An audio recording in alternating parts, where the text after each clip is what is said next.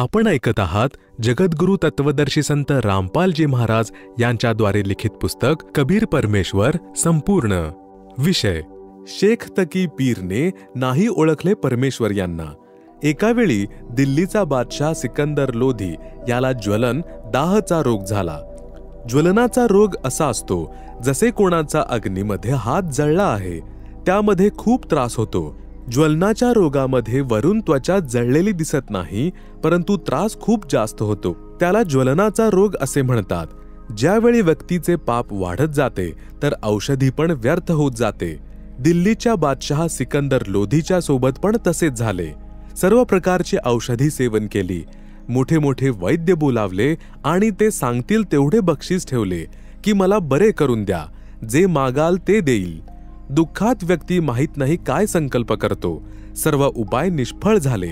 त्यानंतर आपले धार्मिक काझी, मुल्ला, संत इत्यादी सर्वांपासून धार्मिक उपाय करवला, परंतु सर्व असफल राहिले.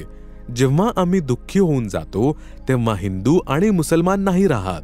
मग कुठे रोग नष्ट होईल तिथं चालत जातो. तसे तर हिंदू म्हणतात की मुसलमान वाईट आणि मुसलमान म्हणतात की हिंदू वाईट आहेत. आणि आजारी पडल्यावर हिंदू व मुसलमान नाही, कष्ट येतील तेव्हा तर काही वाईट नाही, वाईट कोणी नाही. जे मुसलमान वाईट आहेत ते आहेत आणि जे हिंदू वाईट आहेत ते वाईट आहेत. दोघांमध्ये चांगले पण आहेत, परंतु आपण जीव आहोत.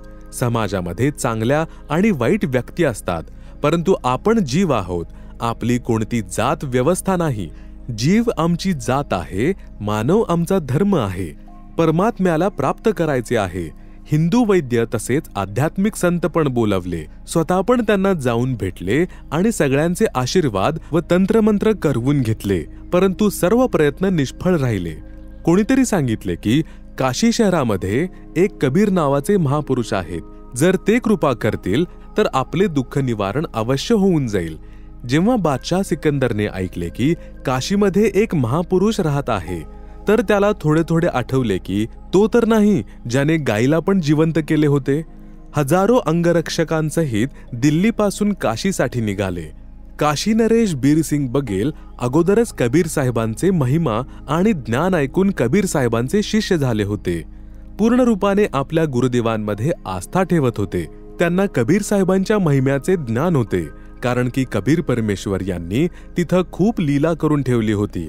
जेव्हा सिकंदर लोधी बनारस म्हणजे काशीला गेला, तसेच बीरसिंग याला म्हणाला, बीरसिंग, मी खूप दुःखी झालो आहे. आता तर आत्महत्या बाकी राहिली आहे. इथं कोणी कबीर नावाचा संत आहे? आपल्याला तर माहित असेल तो कसा आहे. एवढी गोष्ट सिकंदर बादशाहच्या मुखातून ऐकली होती. काशी नरेश बीरसिंगच्या डोळ्यामध्ये पाणी भरून आले आणि म्हणाले की आता आपण योग्य ठिकाणावर आले आहात. आता आपल्या दुःखाची समाप्ती होईल. बादशाह सिकंदर लोधी याने विचारले की अशी काय गोष्ट आहे? बीरसिंग म्हटले की ते कबीरजी स्वतः परमेश्वर आले आहेत, परमेश्वर स्वरूप आहेत. जर त्यांची दयादृष्टी झाली तर आपला रोग ठीक होऊन जाईल. राजा सिकंदर म्हणाला की लवकर बोलवा.